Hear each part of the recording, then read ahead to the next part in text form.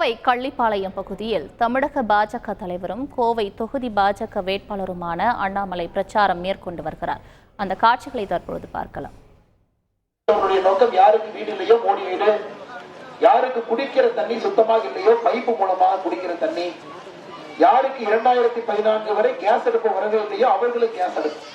கள்ளிப்பாளையத்தில் மட்டுமே உஜ்வாலா திட்டத்துல கேஸ் அடுப்பு திட்டத்துல 50 குடும்பங்களுக்கு முதலாக கேஸ் கனெக்ஷன் ஊருக்கு வந்திருக்கு. எல்லோருக்கும் 300 ரூபாய் மானியமும் கூட கேஸ் அடுப்புக்கு வருது.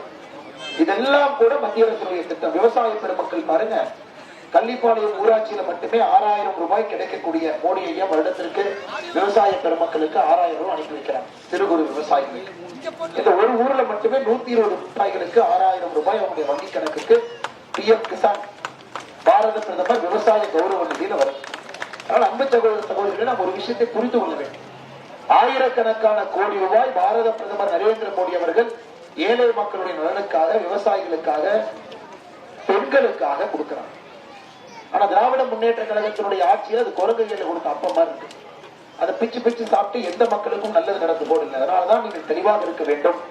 3வது முறையும் மோடி வேண்டும். அதே நேரத்தில் கோயம்புத்தூர் பாராளுமன்ற தொகுதிக்கு பாரத பிரதமருடைய கண்ணும் காதுமாக நேரடி மேற்பார்வையில் கோவை தொகுதி இருக்க வேண்டும்.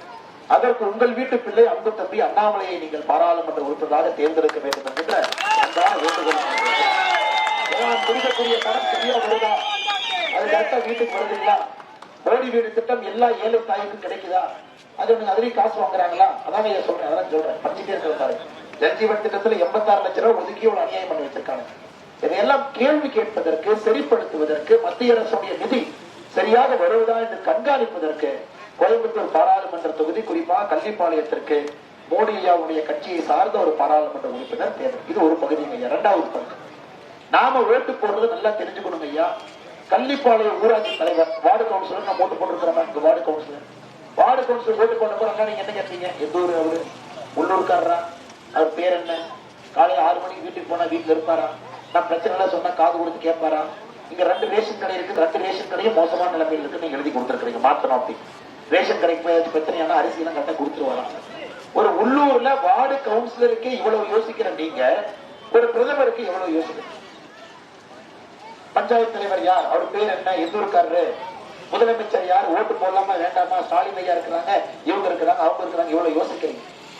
ஆனா இன்னைக்கு எதிர்கட்சி நண்பர்கள் திமுக காரங்க வர்றாங்க.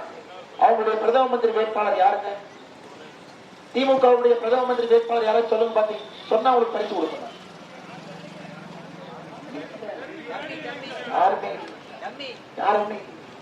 மம்தா பானர்ஜியா, பரூக் அப்துல்லாவா, அரவிந்த் கெஜ்ரிவாலா, ஸ்டாலின் அவங்களா, இல்ல சந்திரசேகர் ராவா, நிதிஷ்குமாரா, யாருமே இல்லைங்க. இன்னைக்கு பிரதம மந்திரி வேட்பாளராக இருக்கக்கூடிய ஒரே ஒரு மனிதர், அந்த இருக்கைக்கு தகுதியான ஒரே ஒரு மனிதர் பாரத பிரதமர் நரேந்திர மோடி அவர்கள் மட்டும்தான்.